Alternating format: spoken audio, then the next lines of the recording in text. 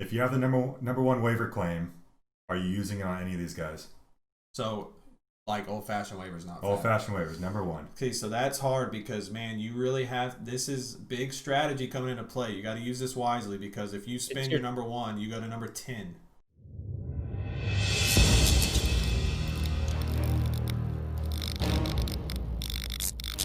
What's up, Fackers? We are back. It is Monday night. Well, technically, it's probably Tuesday when you're watching this. But whenever you're watching this, week one has come and gone, which means you are now either 1-0 or 0-1, like me in your fantasy matchup. So the first thing you're looking to do is add some new blood off of waivers. So we are here to help you out with that. We are going to get our week one. I guess we don't have drops, do we? We do not have drops, but I can add it in. Okay, week one. There you go. That's it. Oh, you're going to add it. It's going to add it later. It's going to sound like waiver claims, something like that. Yeah. But we're going to do some week one waiver wire pickups, all right? So be in tune. We're going to come at you one of the next few days with a week one recap, week two preview. This is just strictly waivers, all right? So we'll just get right into it. Don't want to waste any time. So let's just start out with some running backs. Probably the top waiver wire pickup of the week, okay? He was involved in we knew this was going to be kind of a timeshare in this backfield. We talked about it actually last week, the running back situations for the LA Rams. And the guy that came out on top, way above the other two guys, was Malcom Brown. All right, Malcom Brown had 18 carries for 79 yards, 2 touchdowns. Also added a little bit in the passing game, 3 catches for 31 yards. And we're going to get through the rest of these guys, but I have him first because I think he's far and away. Well, maybe with the second guy. But these first two guys are far and away, I think, ahead of everybody else. Malcom Brown looked really good last night on Sunday Night Football. He's going to get the majority of – he's going to get the goal line carries. He showed he can catch some passes. He's probably just going to get the majority of the carries in general starting out. I think Cam Akers is eventually going to get going. And when we hear from Britt in a second, he's going to tell us that Darrell Henderson is hurt. We know Britt loves him some Darrell Henderson. And there might be something to that. But I think right now, for at least these first few games, Malcom Brown is going to be pretty good in this Rams offense. Yeah, I don't mind Brown as a flyer right here, but that was his career game. That was his best game ever. And, I mean, I along with week one last year. He did this last year, people, and he was the top week one pickup last year, and it came back to burn people. So just keep that in mind as you're making a waiver claim. Last year they had Todd Gurley. Yeah, last year was different. Also, before we go into this anymore, I just want to be known that there's still 2 more games playing right now before we finish this. It's halftime right now of the Steelers, so there might be other players later on that you might be able to pick up, but we don't know about that. Yeah, so if someone pops off for the Steelers, Giants, Broncos, or Titans, sorry, you'll just have to do without us. But we're just going to go with Thursday and Sunday games. Britt, I didn't mean to cut you off earlier. What were you going to say about Malcom Brown? No, you're good. I mean, in all honesty, I think this is going to be like an Eagle situation because McVay was very upfront saying he was going to use a running back by committee. I'm sorry. So, I mean, like Malcom Brown is obviously the guy to own. I have no problem spending a little bit of your FAAB on him, maybe 5-10%, I guess, if you really need a running back. If you had like Miles Sanders or someone else who didn't really do really well this week.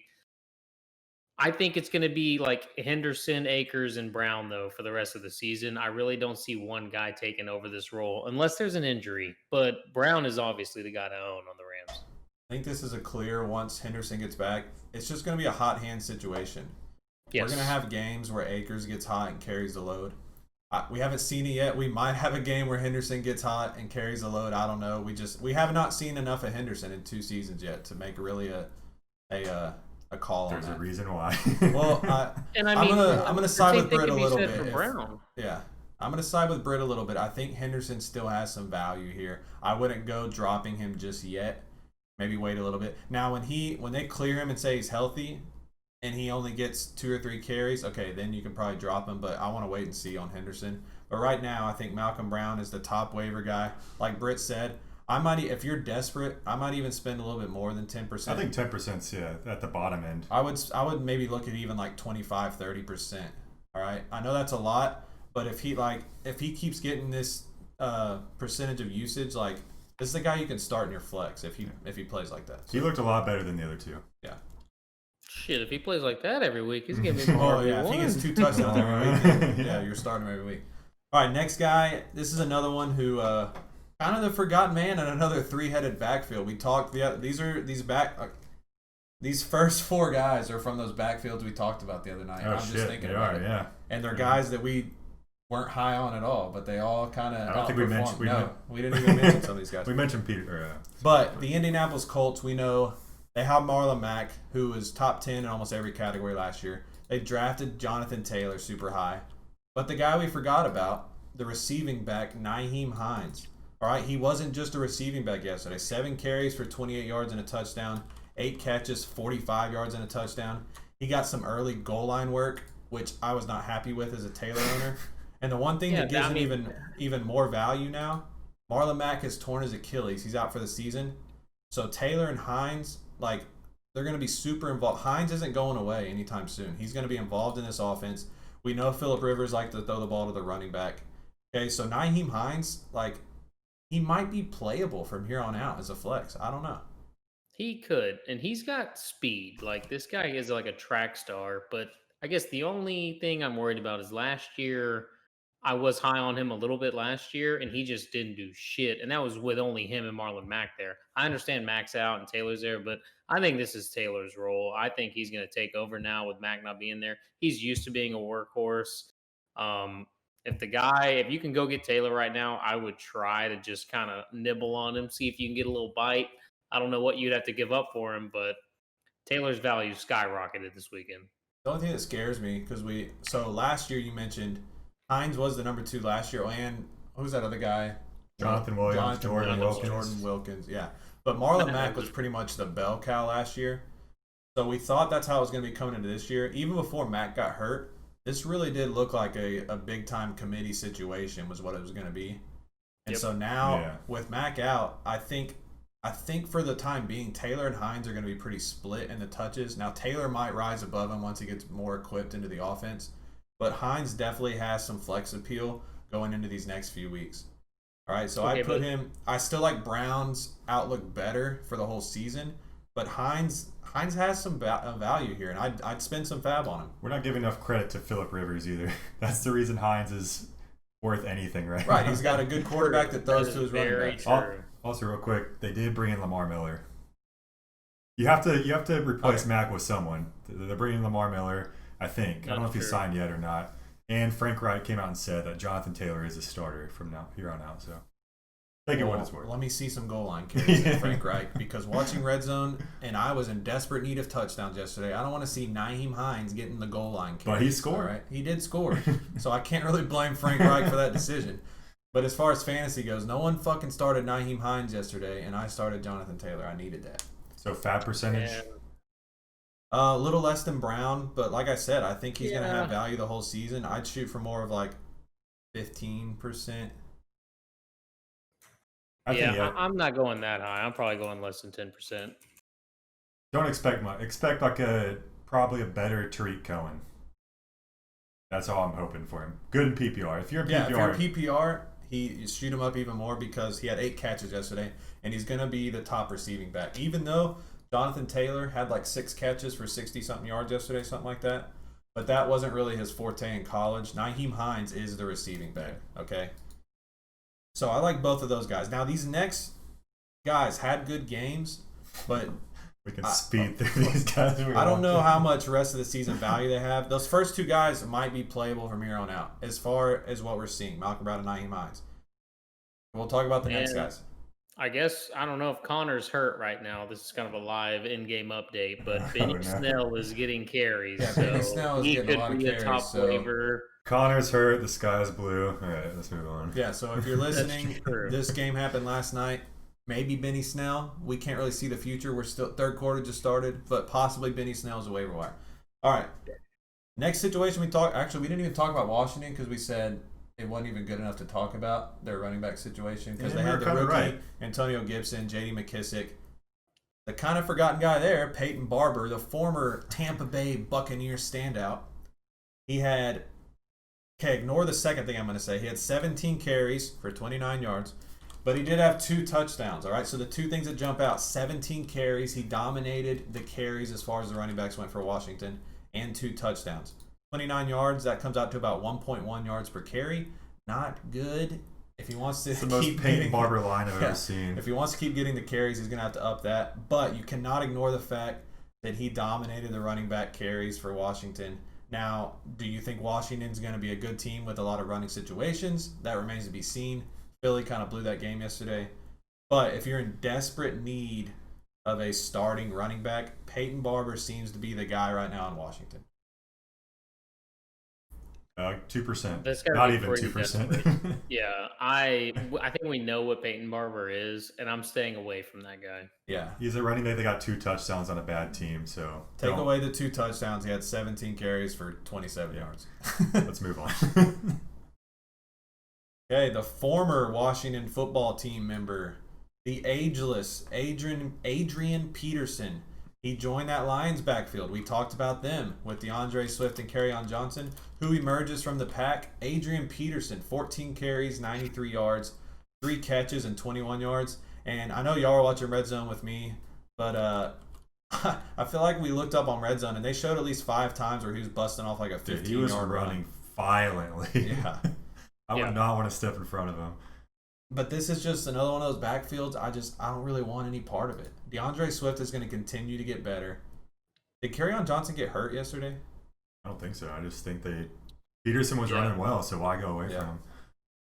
It's not going to last. Detroit's not a very good team. They're going to be down. They're going to be throwing the ball. They were up 17-0 early in this game. Yeah, so they were just pounding the ball with Peterson. Now they blew the game. Yeah. But he had 3 catches for 21 yards. He's usually not a receiving back. But you got to figure that if they fall behind, that DeAndre Swift's going to be that receiving back, even though he dropped the game-winning touchdown, which was, that was all 3 of us could have made that catch, which was pretty bad. But yeah, I'll ask you this because I think they're pretty similar. Who would you rather pick up, Peterson or Barber? Oh, I don't think that's close. I think I'm Peterson. Peterson all day. I think Barber has less competition. But upside. I feel like Peterson has a solid floor. Barber, he's so dependent on touchdowns. I guess you know what you're getting with Peterson if he gets carries. Yeah, ESPN's trying to do this one stat where it's like expected yards, and then have yards above expected. And I think Peterson led in per attempt this week. So yeah, he looked good. Think of that for what it's worth. Okay, these last 3 guys for running backs, these are young guys. They got some opportunities yesterday. Matt's boy on the Chargers, the backup. Well, we thought the 3rd string, but ended up being the backup yesterday because Justin Jackson got hurt. Joshua Kelley of the LA Chargers, 12 carries, 60 yards, and a touchdown. I think the Chargers want to do kind of a Gordon Eckler situation. They don't want to give Eckler everything. There's going to be a guy there that gets carries. And with Justin Jackson going down, this is going to be Josh Kelley. So I think he's going to continue to get double-digit carries in these games. Now, is he going to have a touchdown every game? I don't know. He'll probably get some goal line work. But I think he does have some value moving forward. The thing that scares me with him, though, is you said he had 12 carries. He only played 14 snaps the entire game. Well, if he's on the field, he's getting a carry. Yeah. Yeah. So the defense knows that, too. But he is the goal line back. I think he got most of the goal line work, which if he was on a better offense, I'd be happy about. But the Chargers couldn't even score against the Bengals. So well, the Chargers were a mess yesterday. Austin Eckler, who is a dominant PPR back, only had 1 target. Yeah, they're gonna fix that this week. They're gonna make sure that gets cleaned up. I think I read something today that they actually kind of want to go through with how they were running that offense yesterday. They don't want to throw to Eckler as much as they threw to him last year. 1 target. They scored 16 points. 1 target. Yeah, well. He's going to get more than 1 target each game, but I don't think they're trying to throw to him 9 times a game like they used to. Well, they should. Yeah, they should. But yeah, Josh Kelley. 2 more guys. Wait, are you spending any money on Josh Kelley? I do 5%. I wouldn't mind. I'd probably spend. Would you spend a little bit more if you had Austin Eckler? Well, like I said, though, I don't know if this is necessarily a handcuff. Is more of they're both going to play, so I would never see a scenario where you play both of them. Now, if Eckler got hurt, you probably want Kelley, but you're not. I don't know if it's worth it. You're not handcuffing that late of a guy you drafted. It's just if you want to take a flyer on someone, that's the guy to do it with. I'd rather pick up Kelley than Barber or Peterson. I'll say that. Yeah. Okay, Dolphins. Why are we Okay.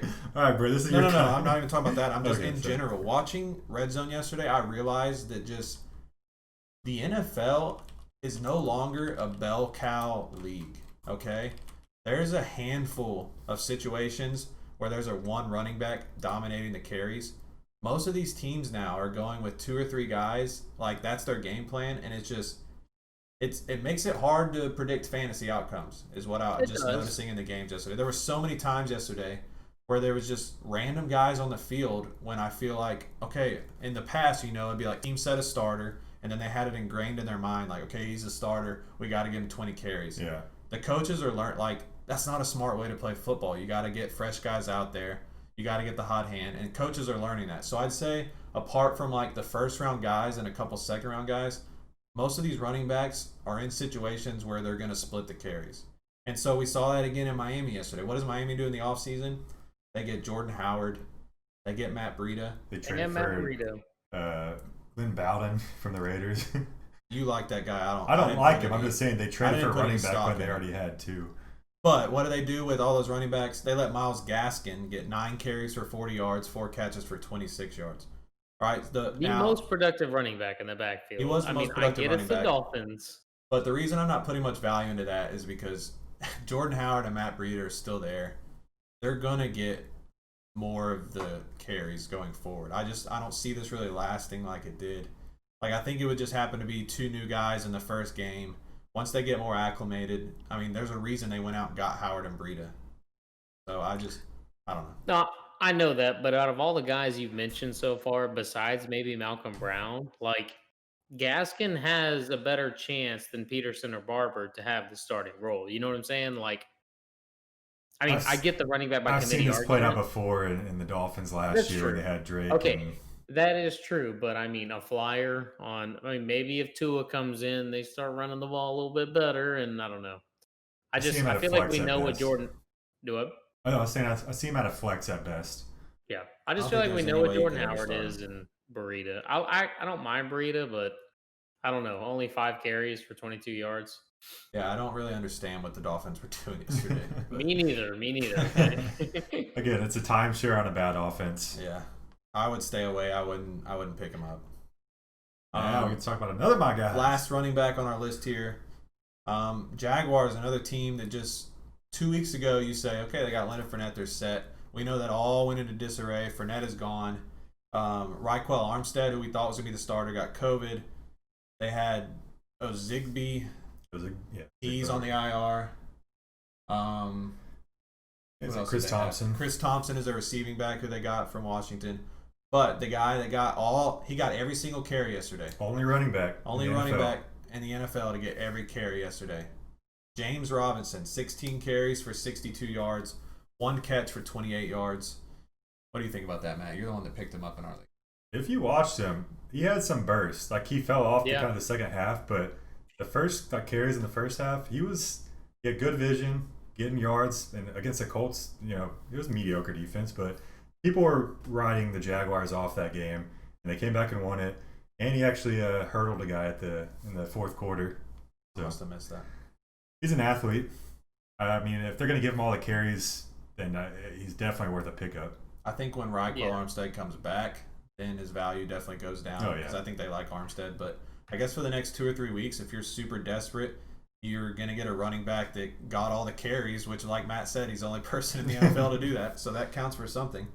Now, I Yeah. don't know. Britt's our schedule guy. I can't tell you off the top of my head who the Jaguars play next week. But Well, at Tennessee, not a very good matchup, but then they have Miami, Cincy, Houston, Detroit. So That's not a juicy. terrible Juicy four. matchups, yeah. Yeah, not for him bad. and another guy we're going to talk about here in a minute, but we'll save that. So y'all going to spend any money on James Robinson? No. Here's how I'll rank Probably these guys. not. Real quick, let's rank the running backs. I'm going to go Malcolm Brown. Y'all tell me if you disagree. Malcolm Brown, Nyheim Hines, Josh Kelley. And these next 4, I would probably go Robinson at 4. Barber, Peterson, and Gaskin, I'm throwing them away. I don't want them. So I'm going Brown, Hines, Kelley, Robinson is how I would rank the top 4. I think Hines I'm only picking up if it's a PPR kind of league. If it's Yeah. standard, don't even worry about Hines. I'd probably just go Brown and then who was the third one? Robinson. Kelley and Robinson. I'd probably those three. I think Those are probably Peterson. the only guys I'd be actually willing to spend some FAAB on. Well, you say if it's a PPR league for Hines, but you can't argue. I mean, he had 15 Yeah. touches yesterday, and I mean Mac is gone. Some like the Okay. Colts I showed know, they but want to split. it. that was Taylor's first game. It I feel was, like but- he's going to get the workload from now on. Also, Like, if it's standard, you're dropping your FAAB by like half of what Okay. you were going to originally bid. All right, fair enough. But if you got one thing out of that segment, Malcom Brown might be the guy to spend a bunch of FAAB on. All right, he could actually be a year-long starter for you. All right, finally to the wide receiver. All right, that took a lot longer than I wanted to take. So we're going to go a little quicker through these next sections. Wide receiver. All right, like I said, we're not going to spend a lot of time on these guys. You know these wide receivers. Robbie Anderson, 6 catches, 115 yards, and a touchdown on 8 targets. Most of that came on a 75-yard touchdown. So now he did lead the team in receptions more than DJ Moore, more than Curtis Samuel, more than McCaffrey. So I don't know, do we like that? Or I mean, DJ Moore obviously is still the guy there. But Yeah. Robbie Anderson's one of those boomer busts. He's always been boomer bust. He's had these big plays in New York before. 75-yard touchdown was what got him most of his yardage. It's like you didn't listen to what Oh, I did you just say said. that? Oh. You pulled yeah, it. that's exactly what Well, he no, I was. was Turpin and Britt, you were on your phone and didn't hear I was me. looking at his snap percentages. Yeah. But yeah. Because what surprised me was he actually played more than Samuel did. So maybe he's So the he number is the two number now, two, yeah. but yeah, Yeah. he's going to be a boomer bust. If you have to start him, he's going to be one of those guys that you could sit there for 3.5 quarters and be like, shit, what the fuck was I thinking? And then he gets a 75-yard touchdown and you look like a genius. But I wouldn't count on that every week. He's familiar in that offense, though. I think he's definitely the number one of all these guys we're about to talk about. Well, maybe the SC1, but Britt's boy from last year, MVS, Marquez Valdez-Scantling. Wait, not my boy. I You drafted drafted him in him. the 15th and You drafted 16th him. round. It's your Not boy my now. Your boy. Okay, so is McCaffrey my boy? I drafted No, him he's as my rookie boy. year. I drafted him. I drafted him as Um, rookie year. That's more. Marquez Valdez-Scantling, 4 catches, 96 yards, and a touchdown on 6 targets. Alan Lazard, 4 catches, 63 yards and 1 touchdown on 4 targets. Which guy do we like better there? If Aaron Rodgers is going to throw the ball like he did yesterday, then there might be a second wide receiver that has some value in we've Green been Bay. searching for the second the wide problem receiver is, for 3 yeah, years now. It's never clear cut. There's going to be times where MVS goes off. There's going to be times when Lazard goes off. Very rarely are they both going to have touchdowns like yesterday. I'd roll the dice on MVS. I think he'll have a better year than Lazard. He'd have Yeah. 2 more targets than Lazard. Small sample size, but yeah, I'll go MVS as well. Rodgers did say he was the MVP of the offseason. But Okay, so Yeah. he also had a whatever pretty that bad is. drop yesterday, so I don't know.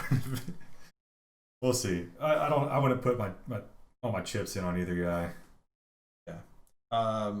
Chiefs on Thursday night had Mr. Week 1, Sammy Watkins. If you remember last year on Week 1, he had about 42 points or something like that. But he had 7 catches for 82 yards and a touchdown on 9 targets. So decent game and an offense that's going to throw the ball a lot. Matt kind of said last week that Sammy is the guy, not McCole Hardman. And he was right in Week 1. We've seen this before, though, so I don't want to give him too much credit. But Sammy Watkins is probably available in your league. 9 targets, like I said, on the Chiefs.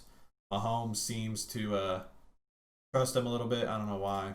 But When we were watching, They we saw made him on it a that goal point to line. get him the ball, though. Like, he actively looked for Watkins. So that's why I don't mind the Watkins pickup, because I feel like with Tyreek Hill and him there, and you got Kelsey, like, this offense is going to score points, obviously. So hit your wagon on, bud.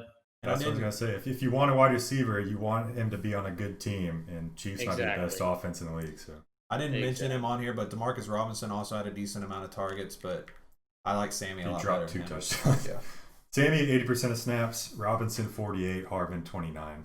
So I don't mind Yeah. Sammy as a pickup. I just Watkins the guy. we've seen this before, is all I'm gonna say. How Sure. are you spending any FAAB on him? I'd actually I go. wouldn't mind spending 5-10%, Yeah. especially if I had a wide receiver go down or something, or I don't know. He's the. I mean, like I said, he has the best offense out of any of these wide receivers. So Yeah, he's the Alright, number 2 wide receiver on the top scoring offense. So Now take this next guy with a grain of salt because his quarterback threw it 52 times for 450 yards. But Russell Gage, the 3rd wide receiver in Atlanta, 12 targets, 9 catches for 114 yards. But like I said, 52 throws, 450 yards. They had to go somewhere. So all 3 receivers had over 100 yards yesterday. Jones, Ridley, and Gage, which doesn't happen very often. But Crazy. are we putting anything into that, or is that just kind of a fluke? I don't mind it, but I mean, a lot of that weren't they down like 30-12 at some point or 13? Like Yeah, they that's were just if they're down a They're lot. gonna be down. Their defense is not I know, very good. I know, but it's just like kind of garbage time. Like that's when Ridley kind of came alive too. Yeah. Like I mean, Julio's the guy to own on that offense, obviously, but I could see. I mean, Sorry, I could see 50 yards out of him every week though. yeah, that's true. I But mean, he definitely has a solid floor. I feel like the he's gonna get the targets from Hooper and Sanu have to go somewhere. And Gage might be the guy that scoops up some of those. We're waiting on Hurst. Hurst didn't have the best performance, but he still got some. But Gage was the third man, I guess, with 12 targets. Yeah. That's insane to say.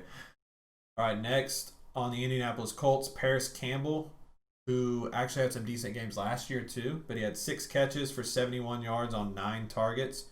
He had the most targets yesterday for Phillip Rivers. Now, obviously, T.Y. Hilton is still the guy in Indy. He still had 7.3 points for me, so not the best day, but he was still a little productive. But Paris Campbell, we know Phillip Rivers likes to throw the ball. Marlon Mack's out. Maybe they'll throw the ball even a little bit more. But 9 targets on an offense that likes to throw the ball for Paris Campbell. Kenny Golladay was out on Sunday, so his targets went to Quintez Cephas. He had 10 targets. 10 targets, only caught 3 of them for 43 yards, but he did have 10 targets. We know fantasy is all about opportunity. If you're getting 10 targets, then you got to pay attention to him. Yeah, the only way you're picking him up is if Galladay's out again. Yeah, if Golladay stays out, Quintez Cephas has a little bit of value. But had to mention him because of 10 targets. And then had to throw in Scotty Miller of the Tampa Bay Bucks. 5 catches for 73 yards. We know Brady is loves his slot guys. He loves his, I was gonna say white slot guys. Well, you already said it. So. Yeah. I mean, it's true.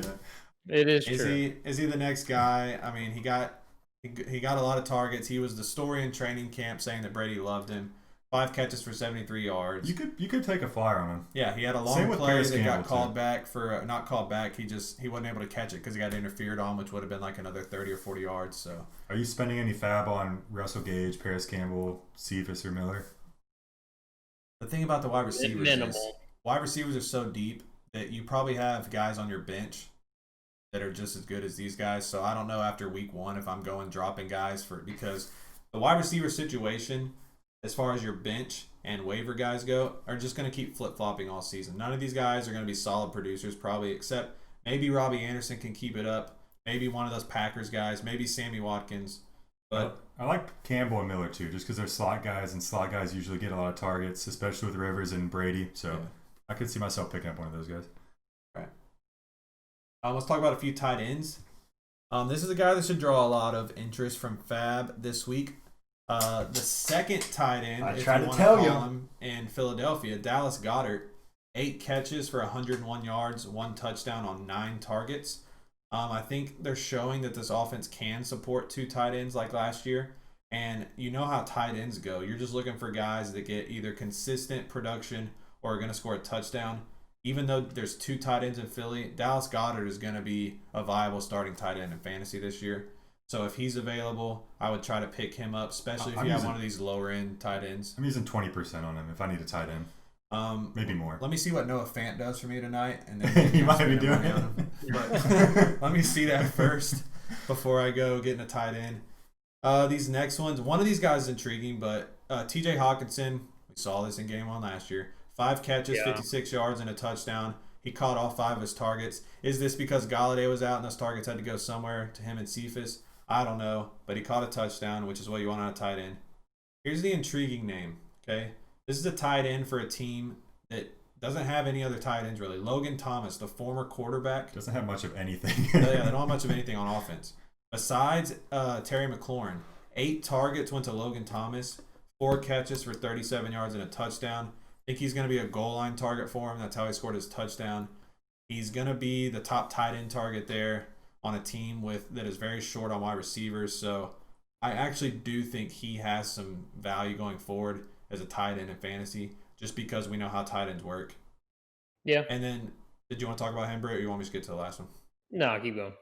And then the last tight end I have, the other forgotten man, Mr. 101. If you remember when we did our player countdown, we started it off with O.J. Howard, and then they signed Gronk, and we said, oh, O.J. Howard, they're going to trade him. But they kept O.J. Howard. He had 4 catches for 36 yards and a touchdown on 6 targets. He definitely was way more productive than Gronk yesterday. Gronk seemed to be like the blocking tight end a little bit, like because Gronk's an excellent blocker, and Howard just might be more athletic at this point. Brady tried to force it to Gronk a couple times, didn't really work. But O.J. Howard is still there. Now, the problem you might run into here is just there's a lot of people there, okay? You got Evans, who obviously was not healthy on Sunday. He was kind of a decoy out there. You got Evans, Godwin, new Scotty Miller. You got these running backs that are going to keep cycling in and out. You got Gronk is there. Cameron Brate was out there. So O.J. Howard is a tight end. Is still going to be involved in that offense. I just don't know if he's going to be fantasy viable. Yeah. The only guy I want to talk about is Goddard right now. Yeah, Goddard might, he looked good, and he could be a top 10 tight end. Yeah, I said if you looked at the end of last year when all their wide receivers were hurt, he was playing just as much as Ertz was, scoring almost as many points as he was. And now Ertz is in a contract, like having a contract battle with the Eagles. They might just say, fuck you, Ertz, we're going to Goddard. He's 5 years younger, doing basically what you're doing. So I wouldn't mind if you spent 25% on him. The only thing I would argue there is they have no one else to throw to, so they kind of need Ertz and Goddard. Like, it could be that Aaron Hernandez, Gronkowski situation where, you know what I'm saying, you just have 2 tight ends, just big targets, and Carson Wentz loves them. And, I mean, they could both be top 10. I could easily see it. They could kill it like Hernandez. Oh. Just Hernandez. All right, real quick, let's get to a few quarterbacks. We know quarterbacks are super deep this year. Gardner Minshew, 19 of 20, missed 1 pass yesterday, 173 yards and 3 touchdowns. Also added 5 carries for 19 yards. I don't think this is a fluke. He showed some flashes last year of being a decent fantasy quarterback. They're going to throw the ball. We've seen their running back situation, so he's going to be throwing it. He was super efficient yesterday. 5 carries for 19 yards is not a lot, but he's showing he can get you a little bit on the ground if you need to. I actually like Gardner Minshew as a fantasy quarterback. The thing is, too, if you missed on any of those running quarterbacks, he was actually 6th in carries for QBs last year. Got you about 2.5 points per game, just with his rushing floor. And there's, like I said, 2 big things going for him. 1, they don't have any running backs. 2, they're probably going to be behind in most of their games. They're going to be throwing a lot. All right, they beat the Colts yesterday. Don't count on them winning a whole lot of games. They're not a very good team. All right, so Gardner Minshew moving forward. If maybe all you had was Tom Brady, now Brady's going to get it going, but it's just quarterback so hard because there's so many of them, and you don't want to dump a guy week 1. Like if you have Carson Wentz as your starting quarterback, I don't know necessarily that you want to dump him week 1 for Gardner Minshew, but maybe just keep an eye out. Yeah. I mean, some people go in the draft with the QB streamer strategy where you're just taking a guy at the very last spot like Britt did with Ryan. Now, Ryan's looking like a great pick right now, Matt Ryan. But if you didn't hit on that pick, then all these guys we're about to talk about are streaming quarterbacks, with the exception of maybe Minshew. Yeah. Look at the matchup. Teddy Bridgewater, 22 of 34, 270 yards and a touchdown, 4 carries, 26 yards. Like I said, streamer quarterback. They played the Raiders yesterday. Both of those teams have terrible defenses. They scored like 65 combined points or something. He's got the Bucks and Chargers coming up, so you might not want to pick him up. Yeah, the Bucks and Chargers. The yardage was promising, though. What was it, 270 or something like that? Well, 75 of that was on one play to Robbie Anderson. Well, no, but I mean, that was the knock on him. He wasn't going to throw it deep. I mean, at least he threw it quite a bit. That was promising for me. He's got weapons there, too. He can run it a little bit, too. How about Mitchell Trubisky with the comeback yesterday? All right, guys, good episode. 20 of 36, 242 yards, 3 touchdowns, all coming in the fourth quarter. 3 carries for 26 yards. We know he shows the rushing floor like he did a couple years ago. Say what you will about it. I mean, he was bad in the first half, really bad. But he turned it on, made that comeback. I saw a stat today that all 3 of his touchdowns were on considered tight window throws. which means that they only had a yard to work with as far as a window to get the ball in there. He had some good throws. He also had some bad throws. He has some terrible throws. Yeah, that touchdown throw to Anthony Miller was pretty nice. But yeah, I don't know if you want to roll with Trubisky. And then I added Kirk Cousins on here. He might be owned, but I saw he was only owned in like 12 or 20% of the league, something like that. But 19 of 25, 259 yards, 2 touchdowns, and an interception, 4 carries for 34 yards. I did see that on neutral play situations yesterday, so not a clear running play, not a clear passing play. On neutral plays, the Vikings were dead last in passing the ball. So we know they want to run the ball. That's what they want to do with Dalvin Cook. Problem is their defense isn't going to be nearly as good as it was last year. Yeah, so if they're falling behind like they did yesterday and they got to throw a bunch to catch up, we know he has that connection with Thielen like we saw yesterday. So he might have some fantasy value there. I think if I had to rank the quarterbacks, I'd go Minshew, Bridgewater, Cousins, Trubisky. Maybe Cousins second over Bridgewater, but I definitely like Minshew the best. I'm with you. Same thing. Yeah, I'm with you too. All right, so real quick before we get out of here, let's just real quick the guys that you probably want to target and spend some FAAB on if you have some FAAB available and you have some holes. Malcom Brown, Nyheim Hines. Robbie Anderson I can see about. Robbie Anderson I don't mind. I'm not breaking the bank, but Sammy Watkins, I think, is the second wide receiver. If you want to roll the dice on one of those Packers guys, go for it, but I probably wouldn't. I wouldn't use any money on him. Yeah, I'd just go Anderson and Watkins. Dallas Goedert for sure. And then if you really need a quarterback, maybe Minshew. But really the guys that are standing out, Malcom Brown, Nyheim Hines, Robbie Anderson, Sammy Watkins, Dallas Goedert. Another question I see a lot that gets asked, and this is just like a yes or no. We can run through it real quick. If you have the number one waiver claim, are you using it on any of these guys? So, like old-fashioned waivers, not old-fashioned waivers, number one. Okay, so that's hard because, man, you really have – this is big strategy coming into play. You got to use this wisely because if you spend your number one, you go to number 10. It's your situation as your team unfolds also. Or 12, yeah. I actually think that Malcom Brown probably is worth your number one waiver. If you're not stacked at running back, I agree. But, yeah, like, I don't know. Even if you you can very quickly be unstacked at running or back. You can flip them. Okay, Matt, with your team, you have Zeke, Mostert, and Gurley. Are you getting Malcom Brown with your number one waiver claim? Yeah, because we always see at the end of near trade deadline, someone's looking for a running back. This is a guy you can flip. Well, and you mentioned 3, but after that, like, yeah, Matt could use another running back. Could use another running back. You back. never know what's going to happen. Well, I'm just in most leagues you can start 3, but yes, I agree. You don't know what's going to happen.